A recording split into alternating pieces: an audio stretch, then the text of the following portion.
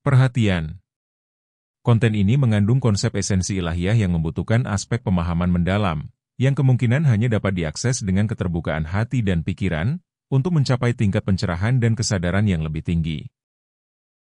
Assalamualaikum warahmatullahi wabarakatuh. Salam sejahtera untuk kita semua. Rahayu, Namaste, Om Swastiastu, Namo Buddhaya. Salam kebajikan dan sehat untuk kita semua. Dan malam hari ini kita kedatangan bintang tamu jauh gitu ya. Sedikit agak mepet-mepet nih planningnya, tapi alhamdulillah malam hari ini kita bisa bikin program dan acara yang mudah-mudahan menginspirasi untuk kita semua. Dan malam hari ini kita kedatangan bintang tamu yang pertama, ada Arif. Apa kabar, Arif? Alhamdulillah. Oke, dan Makasih, juga Bu. ada Mas Kaiji. Kang Deng, soalnya lama di Bandung ya. Oh, iya. Kang Kaiji.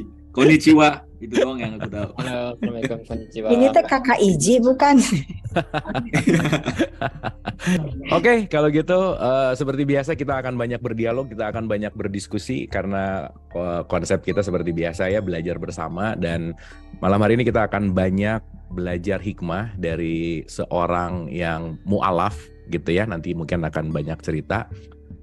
Kaiji ini belajar Islam, mempelajari Islam dan akhirnya masuk Islam, dan itu banyak hal yang menarik dan mungkin kita akan relate gitu ya dengan Ramadan, dan tentu saja dari perspektif Arif juga nanti akan memberikan pandangan, dan intinya kita malam hari ini akan sama-sama belajar gitu. Oke, kita mulai dulu dari perkenalan kali ya. Kalau Arif disuruh perkenalan udah kenal semua kali ya, jadi kita ke Kaiji dulu. Kaiji mungkin boleh introduce yourself gitu, dan mungkin juga untuk berkenalan sama teman-teman di Kamana gitu. Silakan. Oke, Assalamualaikum warahmatullahi wabarakatuh. Hajimemashite, watashi no namae wa Kaiji desu. Nama saya Kaiji. Saya dari Jepang, asli orang Jepang. Terus ini udah di Jepang lagi, Kaiji? udah di Tokyo, sekarang di Tokyo. Di Tokyo ya. Beberapa minggu lalu kita syuting bareng gitu ya. Ya, di bulan Februari saya sempat di Jakarta dan Bandung. Terus ya bisa bertemu ya. Terus sekarang 28 tahun. Kapan ya? Pada tahun 2017 saya masuk Islam. Udah 5 years ago, 5 tahun.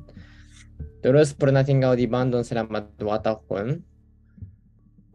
Tapi sekarang karena saya punya perusahaan sendiri di Jepang, saya sekarang tinggal di sini. Nanti saya Insyaallah bisa ceritain tentang perjalanan saya sampai masuk ke Islam dan pengalaman kegiatan Islam di Jepang gitu. Oke. Jadi 2017 pertama untuk converting ke Islam 2017 berarti ya, Kaiji ya. Oke. Mungkin kita akan mendengar dulu gitu ya. Nanti mungkin Arif juga akan kasih feedback karena ini akan berkaitan sama intinya nanti ujungnya adalah pengalaman Ramadan dari perspektif milenial gitu. Apa sih pandangan Arif tentang Ramadan? Apa sih pandangan Kaiji tentang Ramadan? Dan saya rasa dengan luasnya pandangan dari generasi yang berbeda mungkin akan mengayakkan kita untuk memaknai Ramadan ini dengan lebih esensial gitu. Nah, mungkin gini Kaiji, boleh cerita dulu nggak apa sih before and afternya, why choose Islam gitu? Kenapa jadi memilih Islam sebagai convert ke Islam gitu? Apa sih yang membuat daya tarik Kaiji untuk memeluk Islam gitu? Awal ceritanya gimana gitu? Silakan. Oke, pertama kalinya saya kenal atau saya tahu tentang Islam itu pada tahun 2015. Waktu itu saya sempat belajar di Brunei Darussalam, di Pulau Kalimantan gitu. Sebelum itu saya tidak ada pengetahuan atau informasi tentang Islam sama sekali. Okay? Tapi alhamdulillah saya sempat ke Brunei. Terus pas sampai di Brunei, semua teman-teman saya orang Muslim gitu, umat Muslim gitu. Saya tidak sangka, tapi ternyata itu negara Islam gitu. Oh, jadi sebelumnya nggak tahu kalau Brunei itu negara saya Islam? Saya tidak tahu. Oke. Waktu di Brunei saya nggak tertarik pada Islam, tapi apa ya teman-teman saya semua Muslim ya, jadi mereka sholat ya, mereka ikut Jumatan gitu. Kalau perempuan pakai jilbab hijab gitu. Jadi saya tidak tertarik, tapi ada beberapa kesempatan untuk lebih tahu tentang Islam gitu. Terus kebudayaan Islam atau Brunei itu sangat beda dari kehidupan atau budaya Jepang gitu ya. Kalau di sini banyak hiburan kalau di Jepang. Tapi kalau di Brunei tidak ada tempat minum, tidak ada klub, tidak ada karaoke gitu. Jadi lifestyle-nya beda banget, sangat beda. Tapi kondisi mentalnya atau hatinya orang Brunei sangat tenang atau sangat peaceful gitu. Jadi saya tertarik kenapa mereka tanpa hiburan, tanpa entertainment gitu. Mereka tetap bahagia, tetap happy gitu. Terus saya pulang ke Jepang, terus tetap tertarik kenapa mereka kondisi mentalnya atau kondisi hatinya sangat stabil gitu, atau bisa mencari kebahagiaan dalam kehidupannya. Sebelum itu saya sering tersesat ya, kenapa kita hidup gitu. Tapi kalau lihat orang Brunei, orang Muslim, mereka punya tujuan untuk kehidupan. Itu simple gitu. Orang Jepang sering sangat bekerja sampai malam dari pagi gitu. Mereka kecapean gitu, sampai bunuh diri gitu. Tapi kenapa situasi ini terjadi di Jepang? Mereka tidak punya tujuan jelas untuk kehidupannya gitu. Oke. Jadi saya belajar sedikit ya tentang Islam di Jepang. Terus saya masih tetap belajar, tapi dibandingkan sebelum masuk Islam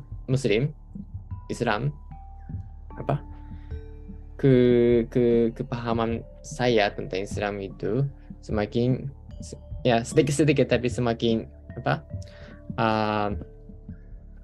banyak.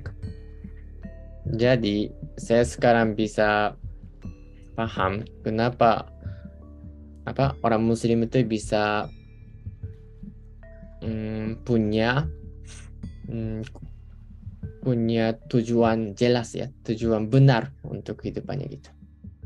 Jadi 2 tahun saya belajar, akhirnya alhamdulillah saya masuk Islam. Oke.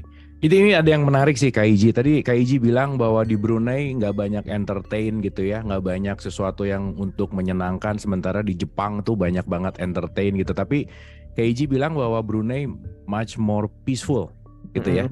Dan konteksnya bahwa di Jepang tadi bicara bahwa tujuannya nggak jelas. Padahal ya saya belum pernah ke Jepang sih ya. Cuman ngelihat kayak kemarin di Piala Dunia tuh orang Jepang tuh bersih banget, rapih banget gitu ya. Dan konteksnya kalau kita bicara dalam konteks Islami, ya mungkin ya itu adalah perspektif Islami gitu. Nah cuman ada hal yang menarik bahwa tentang tujuan gitu. Nah gimana sih masyarakat Jepang memandang hidup tuh seperti apa sih Kak Iji sebenarnya? Silakan. Mereka tidak ada waktu untuk memikir tentang itu. Sampai nggak ada waktu ya. Mereka cuman hidup aja gitu. Nggak mikir gitu. Sebenarnya sebelum saya masuk Islam, saya juga seperti itu. Saya tidak mikir, saya hidup saja gitu. Oke. Kalau they enjoy this moment, only this moment. Untuk orang Muslim, kita berusaha, kita hidup untuk dunia akhirat, insya Allah. Jadi the konsepnya beda, sangat beda dibandingkan orang Jepang dan orang Muslim. Oke. Dan berbicara masalah peaceful gitu ya, mungkin karena workaholicnya, karena sibuk gitu ya, jadi akhirnya mungkin nggak terlalu punya banyak waktu untuk bicara tentang afterlife gitu, berbicara tentang long term life gitu ya kira-kira. Nah, ini ada hal yang menarik gitu. Saya mau ke Arif dulu deh, karena saya pernah dengar tentang konteks di mana duality gitu ya. Dan kita tahu konteks Islam dan Islami itu dua hal yang berbeda. Pandangan Arif tentang statement Kaiji tadi gitu, gimana bahwa konteksnya bahwa peaceful lah dan kita ngelihat budaya lah gitu. Apa sih pandangan Arif terhadap apa yang disampaikan sama Kaiji? Silakan Arif. Oke, makasih Kang Abu. Auzubillahi minasyaitonirrajim. Bismillahirrahmanirrahim. Assalamualaikum warahmatullahi wabarakatuh. Rabbi shrahli sadri wa yassirli amri wahlul 'uqdatam min lisani yafqahu qawli. Rabbi zidni ilman warzuqna fahman. Sebelumnya aku ucapkan terima kasih kepada penyelenggara acara ini, Kang Abu, dan juga kepada Kang Iji ya, aku manggilnya. Kang Iji, Mas Iji, konnichiwa. Itu dong yang aku tahu bahasa Jepang. Tadi seperti kata Kang Iji, emang sekarang dunia tergesa-gesa gitu, bergerak cepat. Kita nggak ada waktu untuk memikirkan tujuan tadi tentang akhirat lah atau apapun itu. Bukan hanya tujuan tapi juga tidak memikirkan prinsip gitu. Ibarat Tom and Jerry lah gitu. Seperti Tom berlari terus gitu sampai dia sampai ke jurang, nggak sadar bahwa sudah melewati jurang, nggak ada lagi dasarnya gitu. Tinggal tunggu aja dia nengok ke bawah. Nah, istirahat jeda itu sebuah upaya untuk nengok ke bawah. Masih ada gak prinsip kita? Masih ada gak pijakan yang darinya kita bisa berjalan gitu? Itu penting banget. Itu bukan hanya di Jepang sih kayaknya menurut aku ya, Kang Iji. Di Indonesia secara global juga mengarah ke sana, apalagi semakin digital our world, itu semakin kita diberikan banyak sekali image, banyak sekali konten yang gak bisa difilter. So what we get is confused things gitu. Nah, karena itu bisa sangat dimengerti kenapa kita butuh peacefulness. Dan alhamdulillah Islam menawarkan itu gitu. Tapi nggak semua juga menyadarinya. Kebanyakan cuman pada level permukaan aja, on the surface, not inside gitu. Yang batinnya gitu. Intisarinya. Nah, harapannya kita menyadari inti Ramadan gitu kan. Kalau dari pandanganku sih Kang Abu, Ramadan itu adalah sebuah jeda. 1 bulan di dalam 1 tahun yang di dalamnya kita mengerahkan semua energi kita lepasin terus untuk istirahat gitu. Ya bukan secara fisik, at least in your mind you istirahat. Itu perlu banget gitu. 1 tahun kita sibuk kerja terus, workaholic. 1 bulan sisakan itu untuk kita beristirahat. Itu penting banget. Dan alhamdulillah di Islam itu bahkan jadi ajaran yang wajib. Bagaimana yang tidak punya ini gitu kan. Itu dulu deh. Oke, menarik. Saya balik dulu ke Kaiji. Kaiji mungkin kan ada before sama after gitu ya. Kalau mungkin boleh diceritain sebelum masuk Islam tuh Kaiji punya tradisi atau belief apa, dan ketika masuk Islam belief itu apa yang terjadi gitu. Ibu dan Bapak suara saya masih oke kah? Oke. Oke. Bentar ya. Ini Kaiji menghilang nih kayaknya. Oke, sambil nunggu Kaiji, kita lanjut dulu Rif sebentar. Anyway Rif, ini seru nih ya. Pandangan saya pribadi ya, ngelihat orang Jepang tuh justru Islami banget gitu. Tapi Kaiji sebagai orang Jepang, dia punya perspektif yang menarik bahwa workaholic yang ending period bahwa ya udah dia cuma hidup tentang ya intinya bekerja gitulah kira-kira. So converting, Arif, apa makna bagi Arif tentang convert ini gitu? Apakah seseorang ya Arif sebagai Gen Z milenial ya Arif? Gen Z. Oke. Ini kan rentan ya, Arif ya. Kan ya. Mungkin dari lahir udah dengan tradisi yang sama gitu. Ya bisa mungkin tengah-tengah ada sesuatu yang lebih menarik atau gimana dan bisa pindah juga gitu. Nah, tentang perpindahan ini apa sih yang bisa dimaknai sama Arif tentang perpindahan ini gitu? Silakan. Iya kan, Z di Gen Z itu artinya zombie kan. Kepanjangan zombie. Jadi emang menurut riset juga yang aku baca, Gen Z sangat rentan untuk sibuk-sibuk ini juga nih. Banyak. Tapi pada saat yang sama juga mereka gara-gara terlalu tenggelam di dalam kesibukan dunia, hingar-bingar gitu. Ada juga sebenarnya tadi tengah-tengahnya mengambil ada panggilan untuk mempelajari spirituality gitu.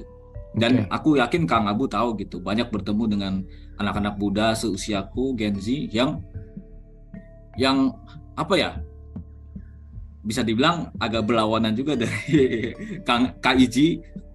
Mereka menolak agama, dari agama menolak agama gitu, Kang Kaiji. Jadi sebaliknya, sedangkan Bang Kaiji juga masuk ke dalam agama. Ini mereka yang ada di agama pingin keluar gitu. Menarik kan? Yang dari dalam pingin keluar, yang dari luar melihat sesuatu yang indah di dalam agama. Tadi seperti kata Kang Abu, wah ternyata orang Jepang juga workaholic gitu. Sementara ini, selama ini aku juga seperti Kang Abu ngelihat orang Jepang kemana-mana ada manners dan itu, terus setiap bertemu dengan orang bungkuk gitu kan. Ini ruku, kayak ruku sebenarnya, kayak ruku. Ya. Itu kita melihat dari sisi luar, dan ini kayaknya agak patronizing juga sih. But correct me gitu ya. Melihatnya wah keren, bagus gitu ya. Ternyata ini sebuah kebenaran juga, ada Kang Kaiji untuk berbicara langsung gitu dari orang Jepangnya. Oke. Soalnya menarik ya. Maksudnya di satu sisi mungkin kalau kita melihat dengan kejengahan agama, dengan penuh dengan dogma gitu ya, penuh dengan ketakutan, penuh dengan tuntutan dan seterusnya gitu. Yang kita tahu ya sekarang bahwa angka ateisme itu meningkat gitu kan, angka agnostik meningkat, dan mungkin sekarang lebih terbuka bahwa generasi yang baru tuh ya udah agama tuh nggak terlalu sebagai prinsipal misalkan gitu kira-kira. Nah tapi di satu sisi Kaiji justru malah menemukan agama sebagai the way of life gitu. Nah saya kembali ke Kaiji. Before-nya tuh apa, dengan keyakinan apa, dan ketika convert ke Islam, apa sih yang didapetin gitu Kaiji? Silakan. Oke, sebelum masuk Islam, saya tapi by the way Kaiji bahasa Indonesianya bagus banget sih. Terima kasih. Oke ya, kita bisa ngerti gitu ya, bagus gitu penataan katanya, oke gitu. Silakan. Oke, sebelum masuk Islam, saya seperti saya bilang, saya kondisi mentalnya agak tidak stabil gitu, sering up down gitu ya. Tapi kalau setelah masuk Islam, mentalitinya berubah. Oke. Karena kalau kami sedih, nah kita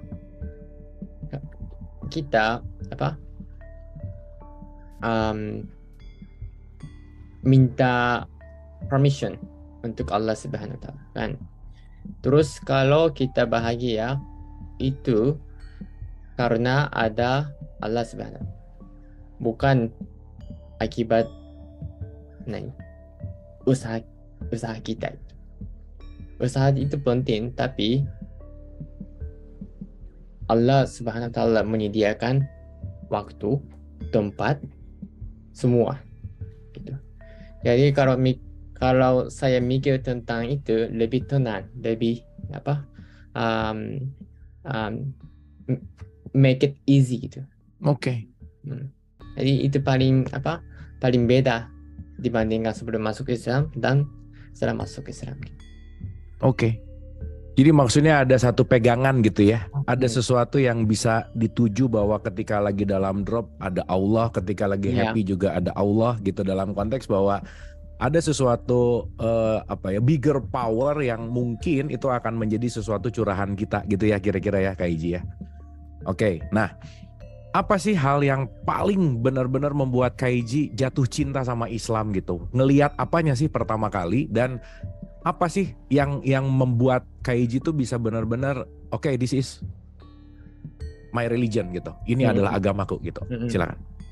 Oke, sebelum masuk Islam saya waktu itu 2014 dan 15. Waktu itu kalau di dunia banyak kejadian jelek, kejadian jahat gitu ya, terorisme gitu.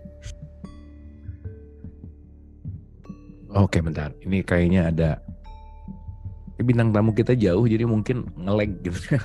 Bentar ya, kita tunggu. Oke, mungkin sambil nunggu Kaiji reconnecting. Rif, tadi ada hal yang menarik gitu ya. Di satu sisi, ketika tadi ada hal yang menarik tentang Kaiji bicara gini tadi. Once lagi drop, ada pegangan gitu. Once lagi happy juga ada pegangan gitu.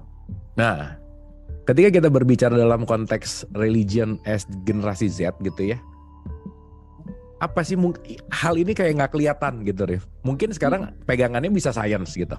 Mungkin sekarang pegangannya bisa uang gitu ya. Mungkin sekarang pegangannya bisa jabatan atau ketenaran atau apapun itu gitu. Apa tuh pandangan Arif tentang pegangan itu gitu? Silakan. Iya. Tapi itu juga sebenarnya poin yang sama yang dikritisi oleh orang-orang yang nggak mau pegangan itu agama gitu. Karena pegangan yang mereka karena pegangannya itu tidak bisa dibuktikan gitu kan, yang paling sederhananya gitu kan, nggak bisa dibuktikan dan seterusnya. Jadi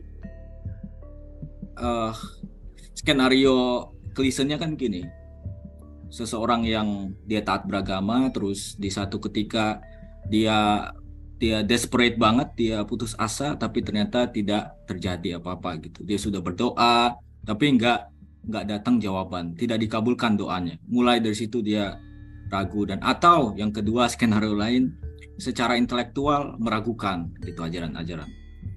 Karena mereka akan berargumen bahwa ya kehidupan tidak butuh pegangan, tidak butuh suatu penjamin ke atas gitu. Nggak perlu ada. Semuanya sudah mandiri, alam sendiri bekerja seperti clockwork gitu kan, yang ya udah kejadian aja gitu ya. Alam aja. Gitu, nggak perlu ada grand designer yang diam-diam menarik tali temali boneka gitu, nggak perlu gitu bagi mereka. Nah, tapi justru argumennya adalah ketika itu dilepaskan, mereka dapatkan kebebasan. Ternyata nggak juga gitu. Sekarang kita dapat apa di dalam politik misalnya, langsung aja yang paling ekstrim, political correctness, banyak banget peraturan gitu kan. Oh, kalau ngomong ini nanti bikin tersinggung bla bla bla. Jadi nggak bisa bebas juga gitu. Tanpa adanya agama. Mereka pikir bebas dari aturan itu bebas, sama seperti kalau dalam filsafat Thomas Hobbes gitu, dia bilang sebelum manusia masuk ke dalam masyarakat itu adalah situasi dibunuh atau membunuh gitu. Karena nggak ada aturan gitu Kang Abu. Tapi bisa nggak itu dibilang bebas? Nggak bisa juga. Aku keluar, aku takut nanti aku akan dibunuh gitu. Jadi tanpa aturan pun nggak ada kebebasan juga sebenarnya. Nah itu sekarang masalahnya Gen Z yang agnostik ya, dan ateis gitu, nggak punya pegangan, nggak dapat juga kebebasan gitu. Oke. Thank you, Rif. Kita balik ke Kaiji. Kaiji melanjutkan apa yang tadi kita diskusikan gitu ya. Oke, silakan. Connection bad. So bahasa Inggris saja ya, itu lebih lancar. Before I became Muslim, actually in Japan, there are lots of bad news in 2014 and 15 about terrorism in the Middle East. So the image of Islam ya? Yep.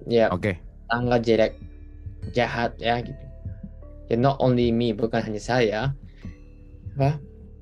Hampir semua orang Jepang punya image negatif gitu. Tapi kalau di Brunei,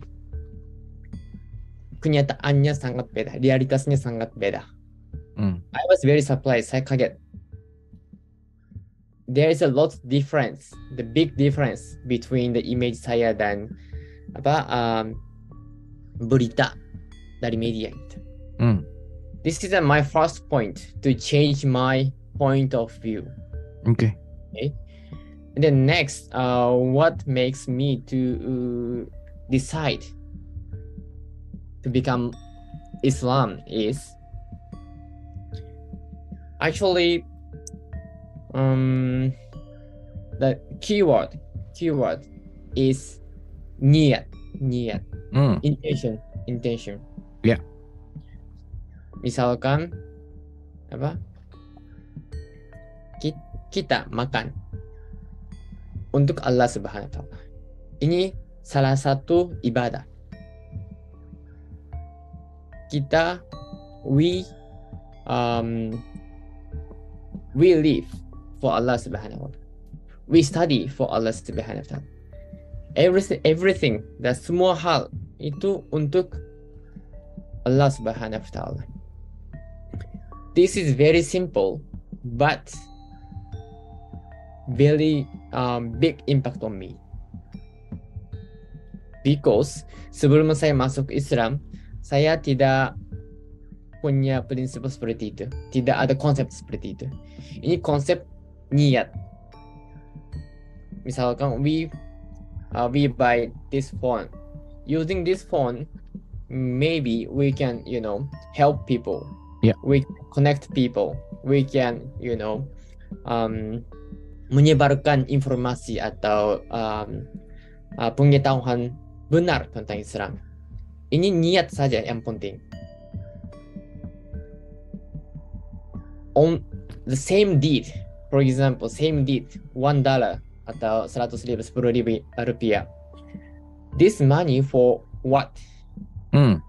This is for Allah Subhanahu wa taala, to help people to buy good, good product, not for gambling, not for the alcohol. This is same money, same product, same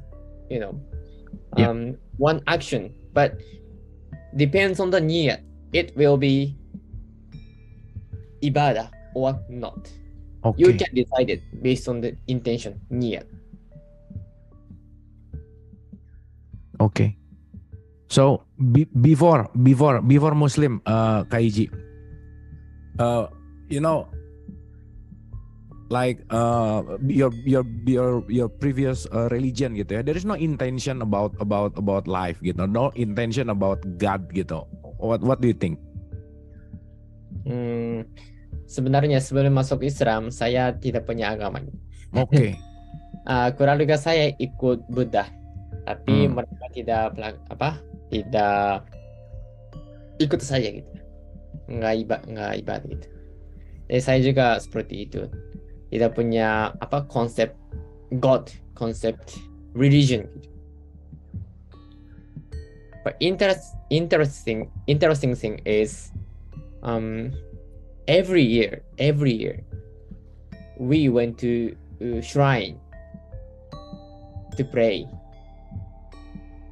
Don't know they are what they are playing, or what for they are playing, but they believe something. If we ask them, are you Buddhism, or do you believe God, or do you believe religion, they will answer, no, we are not believing God. Okay. Tapi mereka sering ke shrine, sering ke temple, berdoa. It's interesting. Because in my opinion, they don't want to admit they are religious, but they have internal faith.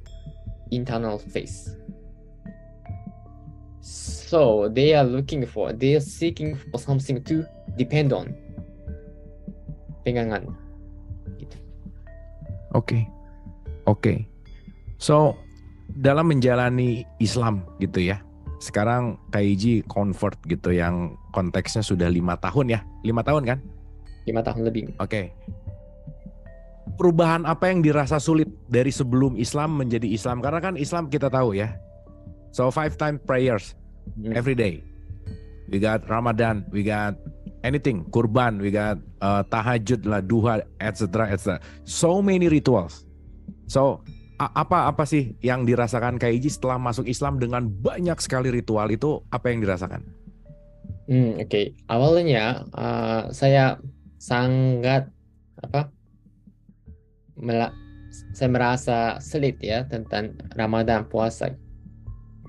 Oke.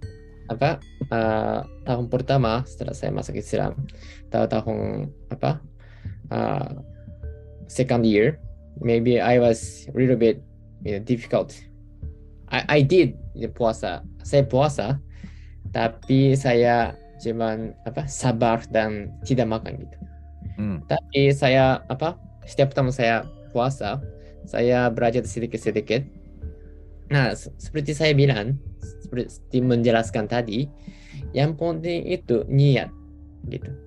Ya, saya tidak bisa makan selama Ramadan. Tapi the most important thing is why we are doing the fasting. Okay, why we are doing the fasting. Okay, not only stop eating, drinking during Ramadan. We have to think the reason why we have to do this kind of ibadah. Yeah. Okay, and apart from not eating, not drinking, we have to do more ibadah.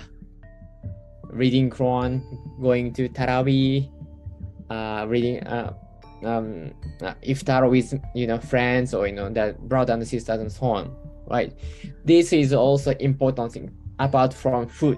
I mean, not eating. This is what I learn every year. So that's why my motivation is getting bigger, because first year I was like, it's a punishment. You cannot eat, you cannot drink during Ramadan. That's why I feel difficult. But every year I study a little. This is a chance, opportunity for Muslim to do ibadah, right? To get more rizki. So my mindset has been changed. Sudah berubah. Okay. So this is very interesting, Kaiji. What the perception the young generation, in your generation in Japan, perception about religion, especially perception about Islam. What do you think? Actually, young generation, like Z generation, or I am from, I'm the millennial generation. Yeah. M generation. Okay. Our generation to new culture, foreign culture. Okay. Seperti saya, banyak kesempatan untuk belajar di luar negeri, banyak wisata ya, liburan ke Eropa, ASEAN, Amerika gitu. Ini banyak kesempatan untuk mengenal kebudayaan luar negeri gitu. Yeah. Tapi my parents generation, like 50 years, 60 years. Baby boomers. Yes. Yeah. They very different. They are really, close-minded. And so we have some same issues, I think. Oh, yeah. Okay. Yeah, okay. It's kind of the generation gap. Yeah. But alhamdulillah, now, alhamdulillah, there are so many Indonesian in Japan, so many Malaysian, Pakistan, Arabic people here in Japan. So now more and more the halal shop, halal restaurants, mosques. So we have a lot of the facilities for the Muslims, and now we are getting ecosystem in Japan.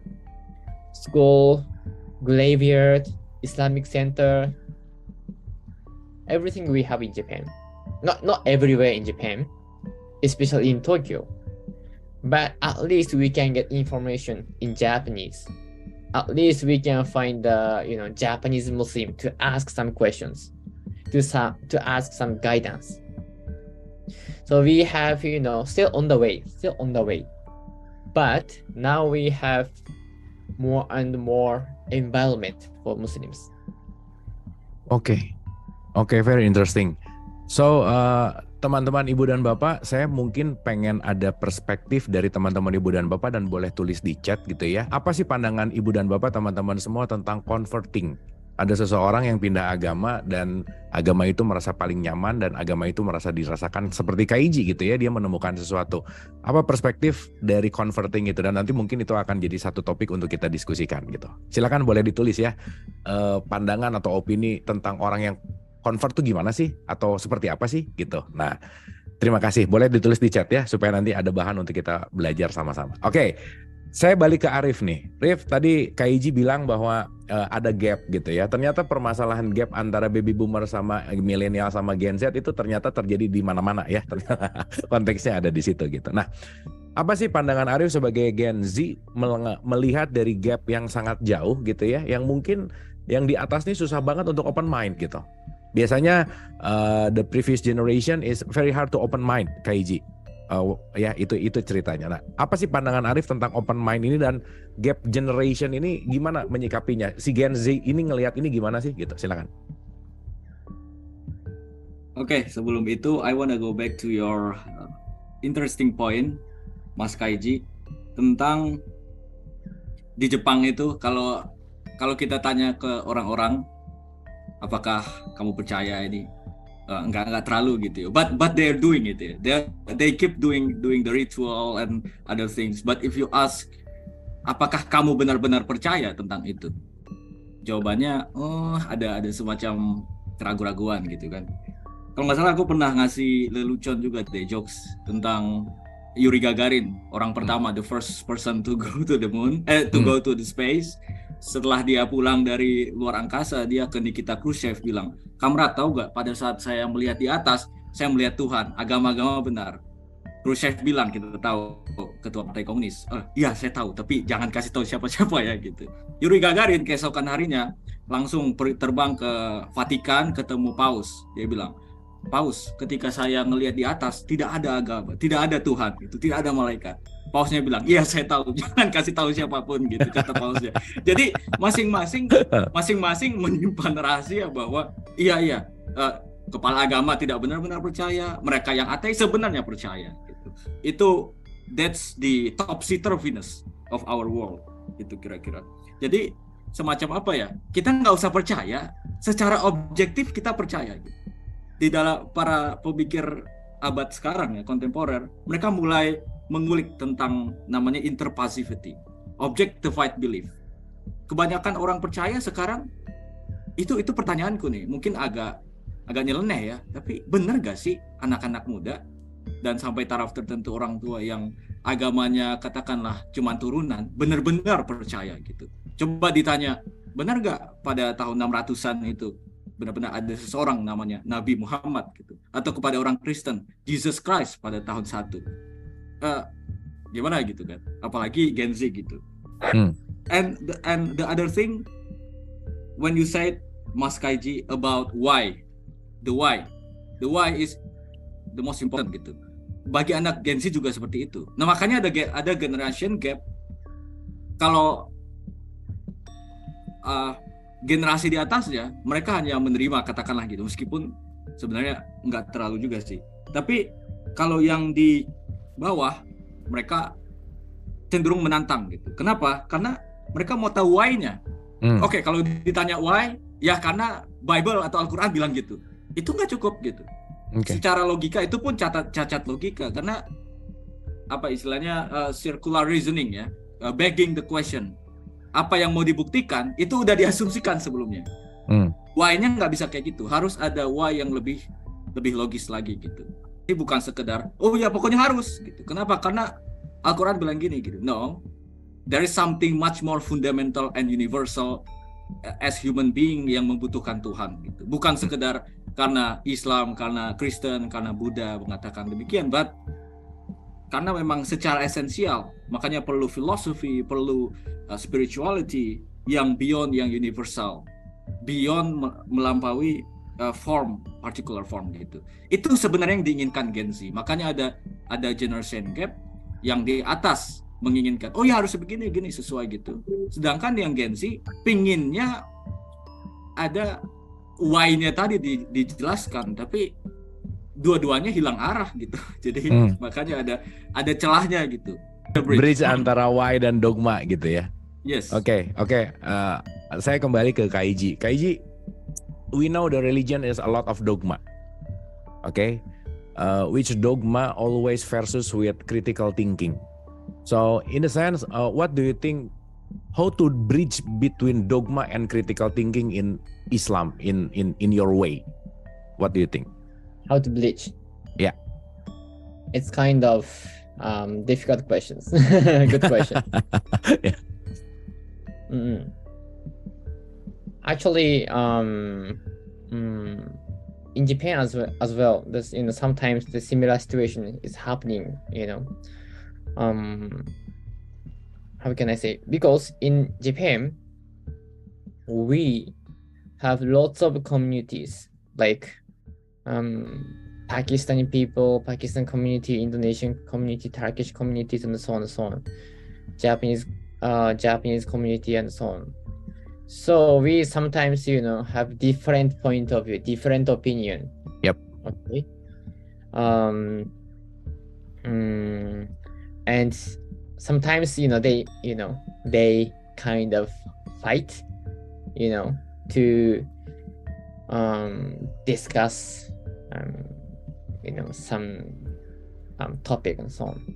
But this is also, as you mentioned, very difficult situations. But how we can, coordinate, harmonize these, situations. So first of all, of course, critical thinking, as you mentioned, it's also important. Yeah. You to be critical, to become critical. But first of all, we have to know each other. We have to understand each other. Try to understand each other. We have to, accept the difference. We all are different. You and me are different. And she and he is different. So we have to, accept the difference. And then see what's the difference. And then what's the similarity. Based on that, we can discuss. We can do, communication. We can do, the activities. So this is kind of, important things. Yeah, especially in Japan, because we have the lots of, the different background people. Yeah.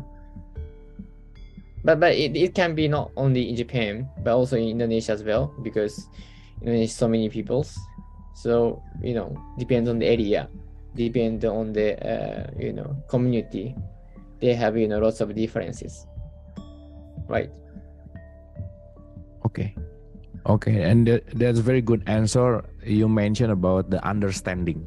So I think the most important between religion, between other belief is we try to understand and we try to learn each other. That's very good, very good answer, Keiji. So what do you think about Ramadan in Japan? In your perspective, your first Ramadan, what Ramadan means to you? Now or when I became Muslim? Yeah, when you first became Muslim and now, what the essential of Ramadan? Okay, the Ramadan is how can I say, for us Muslims, it's the bonus month. This is a chance opportunity for us.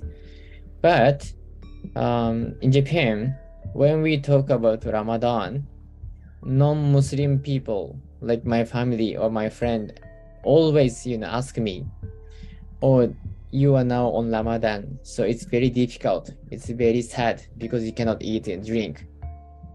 So they are thinking like punishment. Okay. Or, something bad.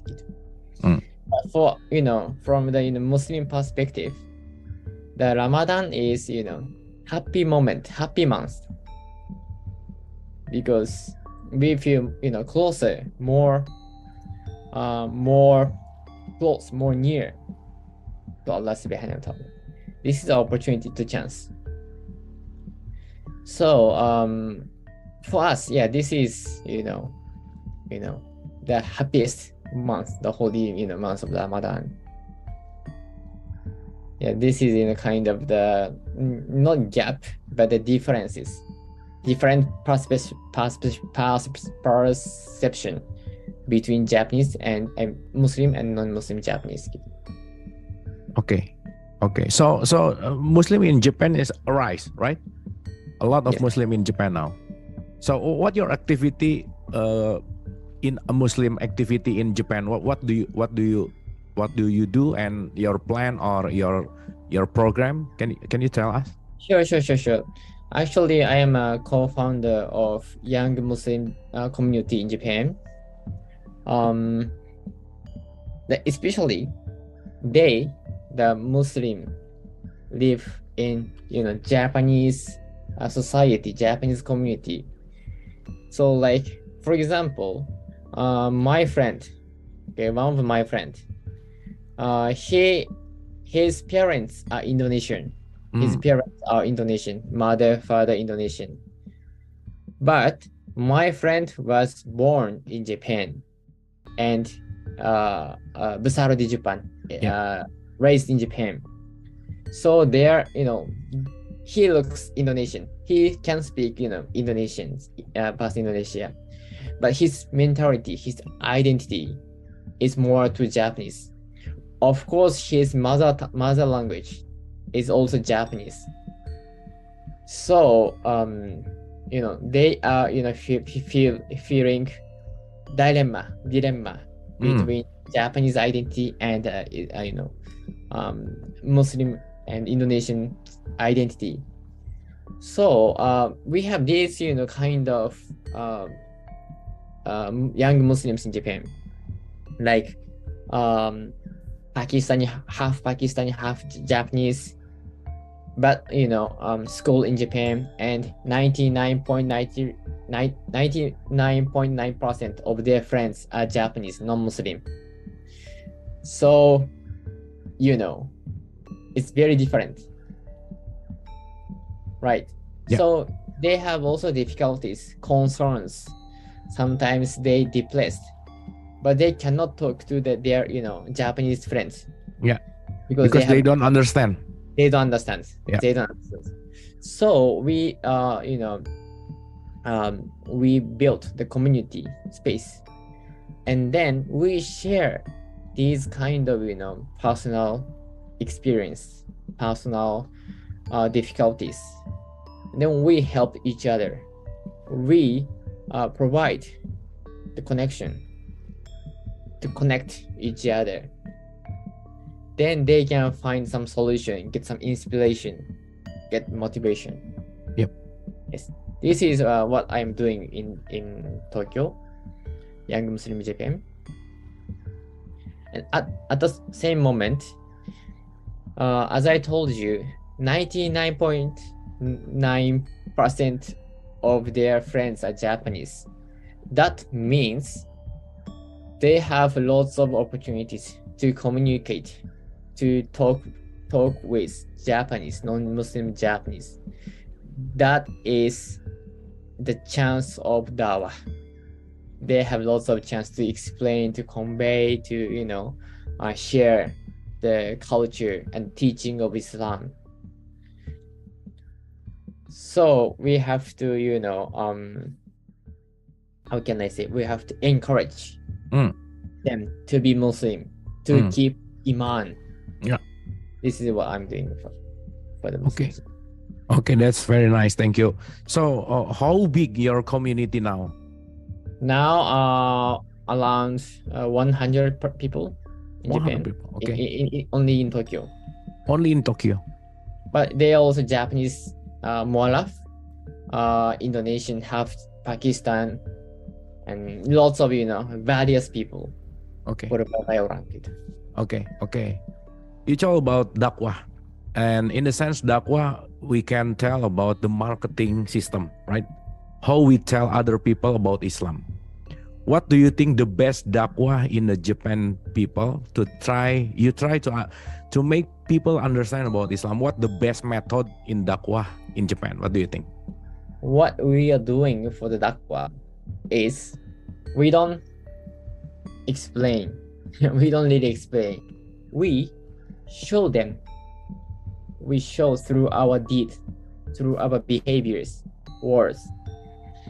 If we explain to Japanese people, Allah is blah blah blah, Islam is blah blah, Quran is blah blah, they feel, wow, and they don't feel, they don't feel comfortable.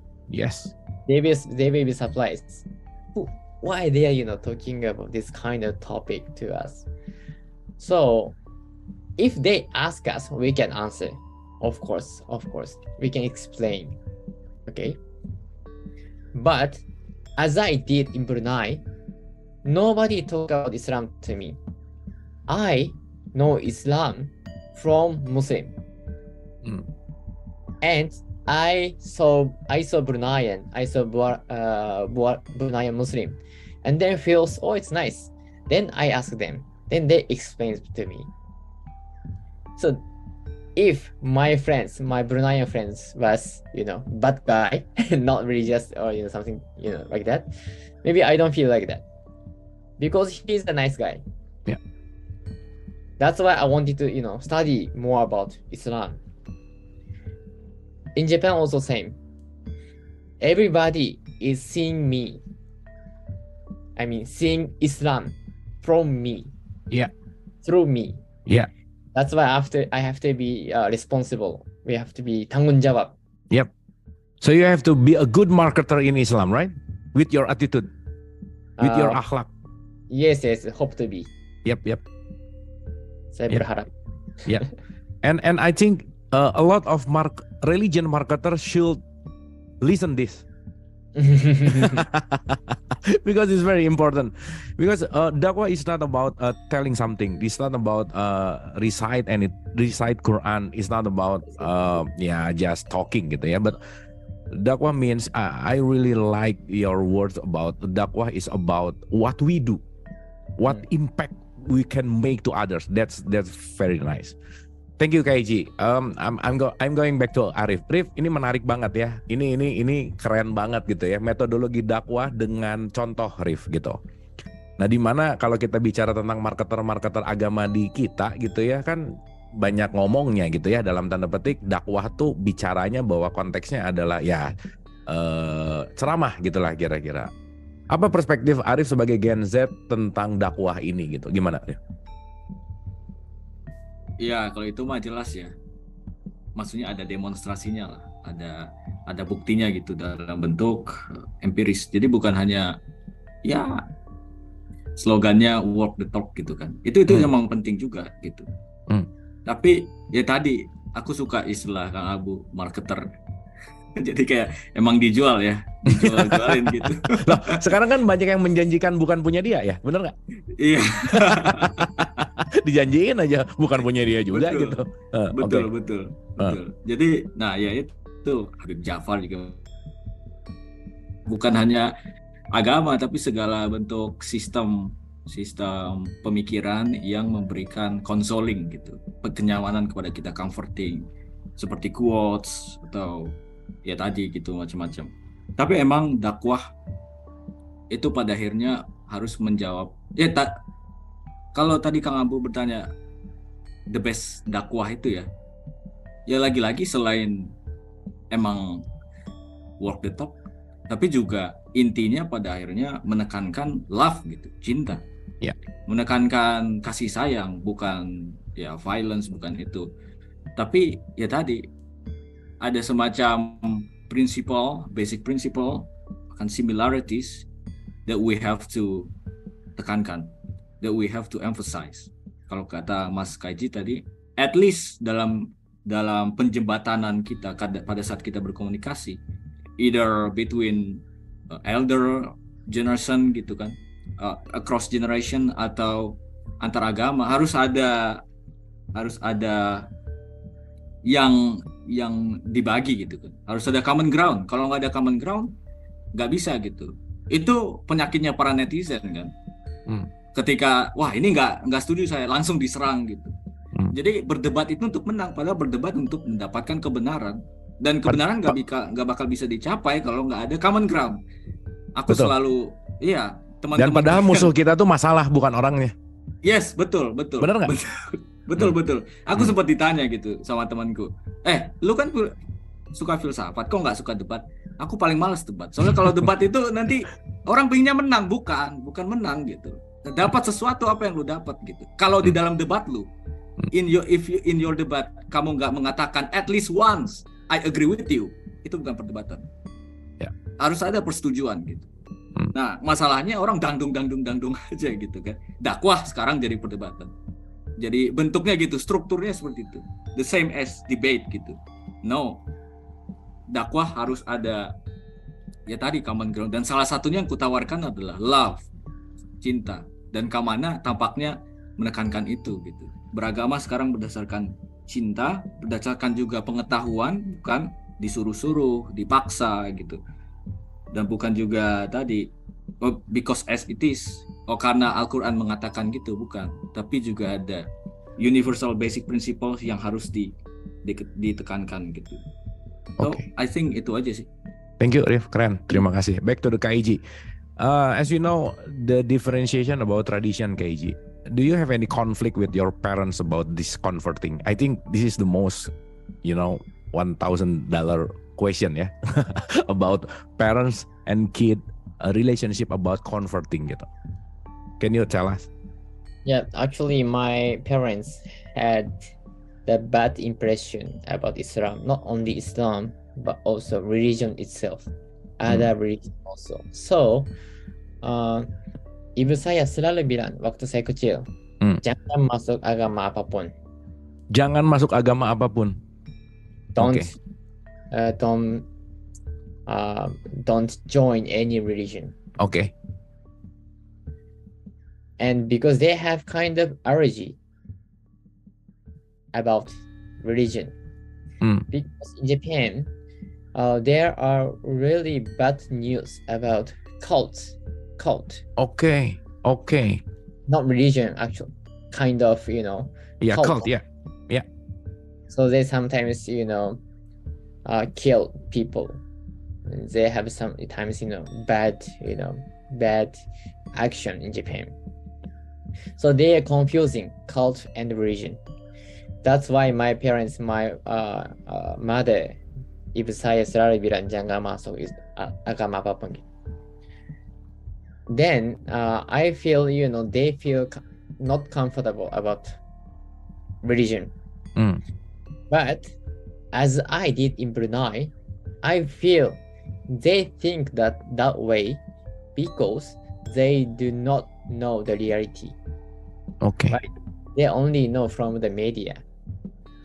That's why I try to change their mindset. The one things I did is bring my Muslim friends to my house, parents' house, makan bersama. If they langsung berkomunikasi, langsung berbicara dengan orang Muslim, mereka pasti tahu ya, orang Muslim itu orang biasa gitu. Mereka beda budaya, beda negara, tapi ya personality-nya ya normal gitu kan. Jadi my mother also changed her mindset. Oh, Muslim is just normal like that. Because she know the reality. She finally knows the reality from her own experience. Experience is more important than media news. So in my case, my parents, my mother is supportive now, supporting my convert to Islam. And then actually last night I went to my parents' house. They prepared halal food. They prepared halal meat or some stuff without alcohol like that. Alhamdulillah, this is my big gift from Allah Subhanahu wa Taala. But sometimes I feel hard. Actually, 2 weeks ago, I met one mualaf girl, the perempuan orang Jepang. Actually, she was kicked out from the house. Yeah. She became Muslim. And orang tua dia sudah putus koneksi dengan dia. Oh, because of the religion things, Yes. Islam things. Yes. Oke. Sudah masuk Islam gitu. Oke. Jadi sekarang dia tinggal sendiri, bayar biaya sewa sendiri. Dia kerja sambil belajar di sekolah. This is not normal. This is normal. This is also, sometimes happening in Japan. Oke. This is kind of social issue as a Muslim. How we can communicate? Because in Islam, we have to take care of parents, the family. Family is very important for Muslim, right? But because of Islam, we cut connection, we cut relationship with family. It doesn't make sense. Tidak masuk akal gitu. Jadi, how we can keep or we can improve the connection, relationship with the parents, family is very much important for the mualaf. And there is no answer. Oke. Thank you Kak Iji. Banyak insight ya saya rasa dari pembicaraan ini gitu ya. Kita belajar ke other side yang mungkin di Indonesia tuh Islam mayoritas Kak Iji ya. Banyak orang Islam di Indonesia. Mungkin di Jepang tuh sebaliknya gitu. Dan mungkin itulah kenapa saya sih ngelihat bahwa orang yang convert itu jauh lebih pengen belajar Islamnya daripada orang Islam dari lahir gitu ya kira-kira. Karena mungkin pas Islam dari lahir udah auto aja saya udah Islam gitu kira-kira. Padahal ya itu tadi mungkin Islamnya hanya dalam konteks kebiasaan gitu. Dan terima kasih Kak Iji, a lot of insight, apapun itu yang dilakukan itu sangat luar biasa, very noble. Dan mudah-mudahan the community become bigger gitu ya. You can help a lot of Muslim, a lot of people. You become the much more universe, dan itu adalah hal yang luar biasa. Terima kasih Kak Iji. Oke, teman-teman, ibu dan bapak, mungkin kita akan berdialog ya. Siapa tahu ada yang mau bertanya atau ada yang mau memberikan opini atau ada yang mau ikut ngobrol juga boleh gitu ya. Tadi tuh ada pertanyaan menarik. There's a question Kak Iji for you about bentar. Itu dari siapa ya? Wait. Ini ada very interesting question. Mana sih? Sebentar ya. Oh, hilang. Oke, atau Rif ada pertanyaan untuk Kak Iji nggak?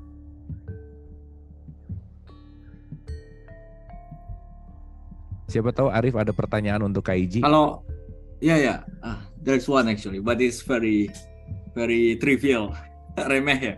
I mean, kalau di Jepang, do they have some kind of we call it THR in Indonesia? I mean, you give money to children. Is there something like that? Well, it's cultural, right? The bonus money in Ramadan gitu ya. Ya, ini pertanyaannya hakikat banget ya, bagus Rif. Betul. Oke Kak Iji. So ada. In Japanese culture, yes. Actually, Muslim. Yes, Muslim tidak ada. Oh no, Muslim Japanese culture, they don't have it. Tidak ada. THR tidak ada. Tapi we have New Year money, not only for Muslim, but as a Japanese culture. So sometimes my parents give some money to me on 4th January. January. This is the culture. But for Muslim, there is no THR. Like Indonesia, we don't have it. Yeah. Because it's usually the number one reason why for children Ramadan is the most wonderful month of the year, you know. Right. That's why. Right. You get money. Ya, udah itu aja Kang Abu. Oke, bagus pertanyaannya. Terima kasih. Ini dari Ibu Reta Salim Niode. So Kaiji, this is question for you. Kaiji-san, how did converting to Islam affect your business? This is very interesting. Maybe you can tell us about your business and relate to this question. Silakan. Okay. My work, my job, my business is recruitment. Basically it's engineer recruitment, and mostly orang Indonesian people. So as I told you, my mission, my motivation to work is bridge, menjembatani, Bridging, bridging Indonesia and Japan. And if Indonesian come to Japan, maybe around 90% are Muslim, right? Indonesian people. If they come to Japan, Japanese have more chance to know Islam from Indonesian. Right. Indonesian individual can be media about Islam. Through him, through her, Japanese people will know about Islam in the office, in the factory, right?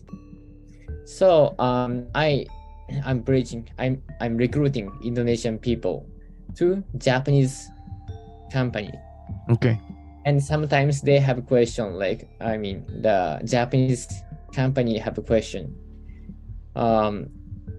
Is it possible to take off the hijab during the work time? They sometimes ask because they don't know what is, Yeah. They're just asking. Then I explain, this is, because blah blah blah. They are wearing hijab because blah blah. During Ramadan, they don't eat, they don't drink because blah blah blah. Sometimes they have to pray in a day, maybe 2 to 3 times during work time. They pray because blah blah blah. Then I have to explain because I know that their Japanese mindset and Muslim culture, Muslim ibadah. I feel this is my mission, to bridge, to connect the Muslim Islamic culture and Japanese society. Yes, so to answer the questions, yes, my Islamic experience, my convert to Islam affect my business. Oke. Thank you. Terima kasih pertanyaannya dan jawabannya. Terima kasih, dan ini menarik ya, seru ya. Spirit passionnya tuh I feel your passion about Islam, Kaiji, dan that's very extraordinary. Thank you. Terima kasih. Oke, so di sini ada yang raise hand. Taufik, gimana, Mas? Ada pertanyaan? Oke, kalau gitu kita ke Ibu Anca dulu. Boleh, Ibu Anca? Selamat malam, Mas Abu. Yang ingin saya tanyakan ke Kaiji. Kaiji tadi kan menceritakan ada satu keluarga yang kebetulan masuk Muslim terus dikucilkan. Apakah Kaiji juga mengalami hal seperti itu? Karena pada saat masih kecil udah didoktrin orang tua, nggak usah beragama, kan begitu. Nah, bagaimana Kaiji menyikapi itu? Terima kasih, Mas Abu. Terima kasih, Kaiji. Terima kasih, Bu Anca. Terima kasih. So about separate from family gitu. Do you have any experience about that? Yes, alhamdulillah sampai sekarang saya tidak berpengalaman seperti itu. Tapi sejak saya kecil orang ibu saya selalu bilang jangan masuk agama apapun. Jadi saya selalu ingat ibu saya, kalau saya tiba-tiba masuk Islam, ibu saya akan putus koneksi sama saya. Saya yakin tentang itu. Jadi sebelum itu terjadi, situasi itu terjadi, saya harus mencegah mencegah kasus seperti itu. Jadi saya berusaha menyampaikan tentang Islam ke ibu saya sebelum masuk Islam.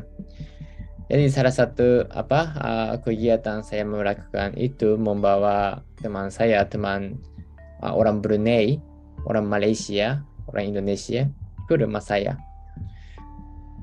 Dan waktu ibu saya berkomunikasi langsung sama orang Muslim, ibu saya tahu ya, orang Muslim itu orang baik. Jadi sedikit-sedikit, tapi ibu saya pikiran ibu saya berubah setiap waktu. Okay. So any interest your mother to convert to Islam too? Belum.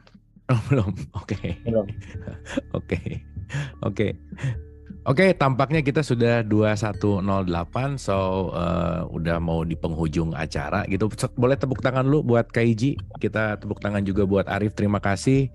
A lot of insight in our discussion tonight, dan saya rasa ini indah sekali gitu ya, bahwa perpindahan agama, perpindahan kesadaran itu adalah sesuatu yang dinamis gitu, dan menyikapinya dengan understanding gitu. Dan sekali lagi benar-benar saya sangat respect dengan statement Kaiji bahwa show the attitude gitu ya, bahwa ya action more loud than speaking gitu kan, bukan konteksnya hanya berbicara, dakwah bukan hanya ngomong ceramah gitu, tetapi show the love, kalau Arif bilang bahwa show the love gitu. Oke, Kaiji, mungkin this is the last question for you. What the most beautiful teaching in Islam in your perspective, Kaiji?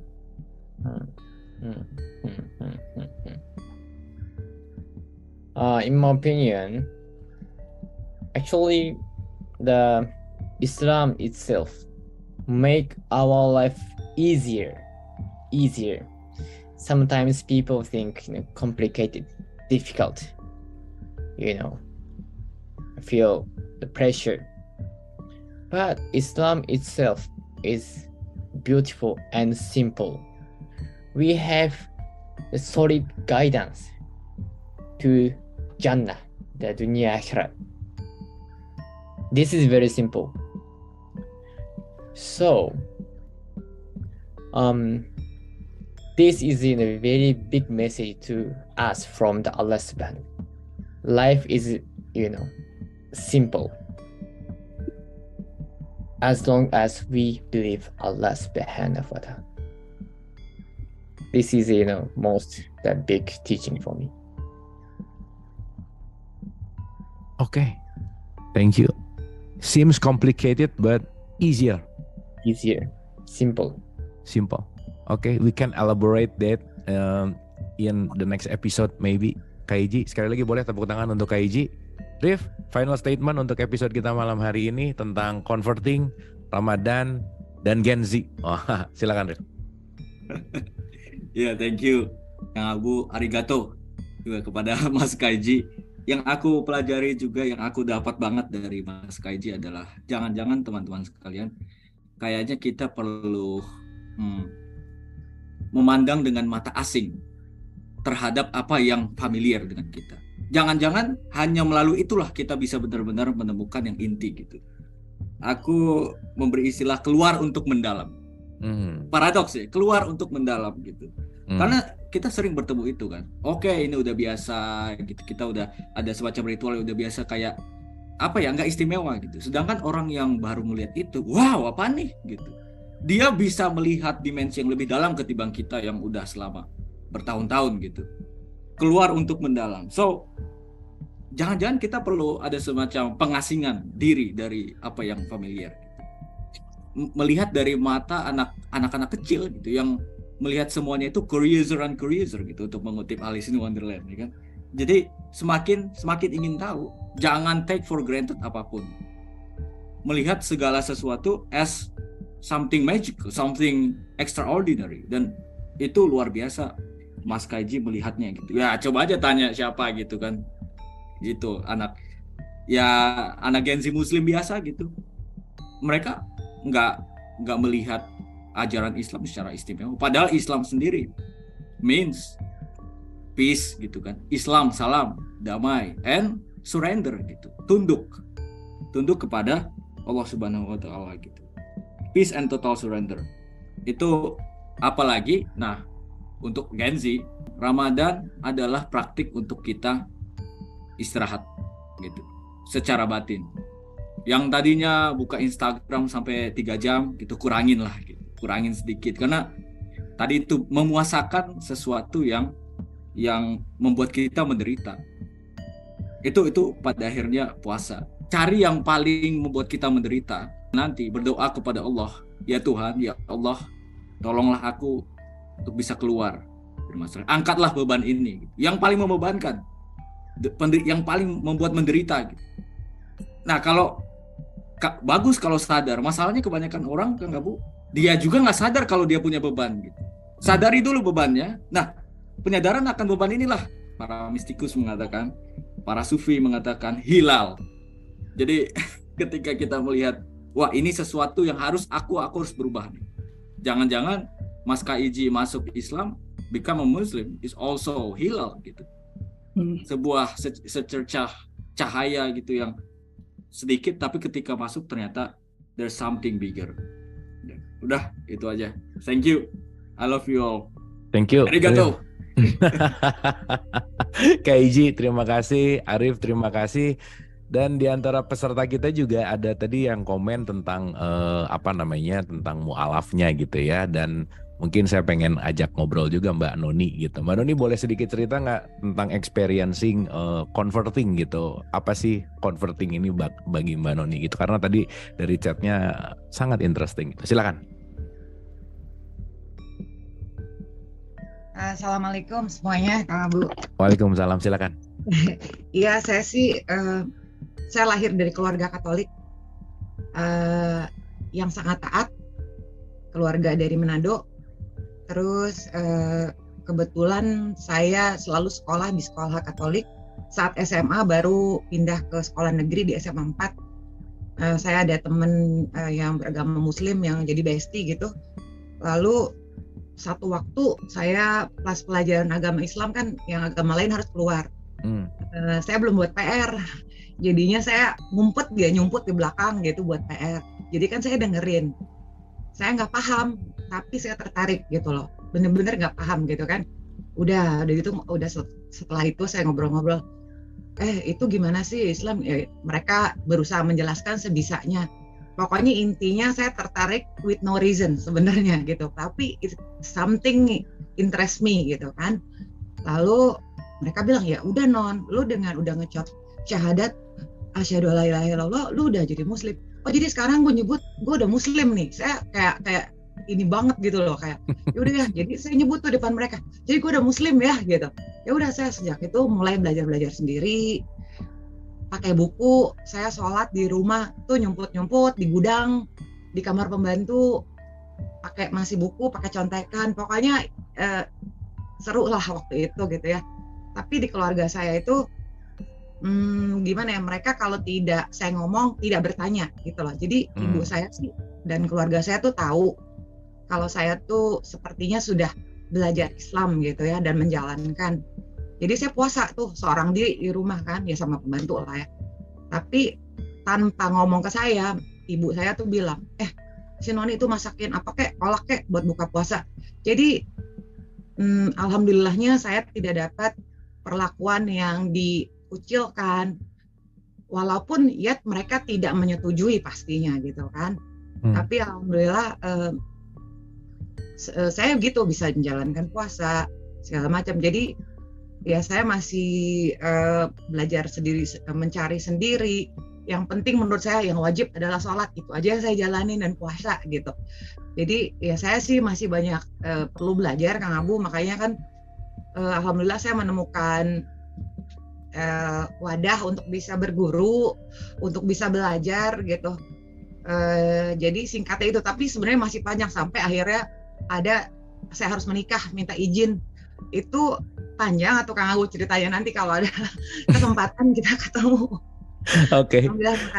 Cuman menarik banget tadi kalimat converting itu jadi sesuatu yang bukan yang menakutkan gitu ya. Converting itu menjadi sesuatu yang justru so happy gitu ya malam hari ini kita ngomongin converting sesuatu yang sangat sensitif gitu, tapi kita bisa menyikapi ini dengan sesuatu hal yang sangat simple, easy gitu ya, dan penuh damai gitu.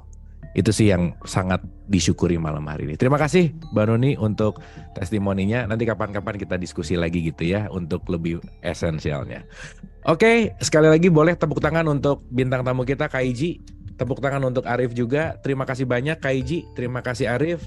Ibu dan Bapak semua di penghujung Ramadan gitu ya, di Kamana ini yang mudah-mudahan ini menjadi satu insight gitu ya. Kak Iji bilang happy month gitu ya, bulan yang penuh dengan kebahagiaan, karena di situ kita akan banyak mendapatkan kesadaran. Terima kasih sekali lagi, boleh tepuk tangan untuk kita semua, teman-teman ibu dan bapak. Mohon maaf lahir dan batin, dan mungkin ending closure dari pembelajaran kita malam hari ini dari Kak Iji sama Arif. Simply bahwa betapa penting untuk kita menyadari bahwa sebanyak-banyak yang kita tahu, lebih banyak yang kita nggak tahu gitu. Akhirnya, ketika orang sangat mudah untuk menyesatkan orang lain, ketika orang sangat mudah untuk menerakakan orang lain, ketika orang sangat mudah untuk mengkafirkan orang lain, ternyata kesalahannya cuma satu gitu. Mainnya kurang jauh. Yuk main yang agak jauh supaya kita tahu bahwa segala sesuatu itu tidak hanya dalam konteks pemikiran kita yang sangat terlimitasi. Terima kasih. Semoga kita dalam keadaan selalu berbahagia dan mendapatkan insight. Mohon maaf lahir dan batin. Wabillahi taufiq wal hidayah. Assalamualaikum warahmatullahi wabarakatuh.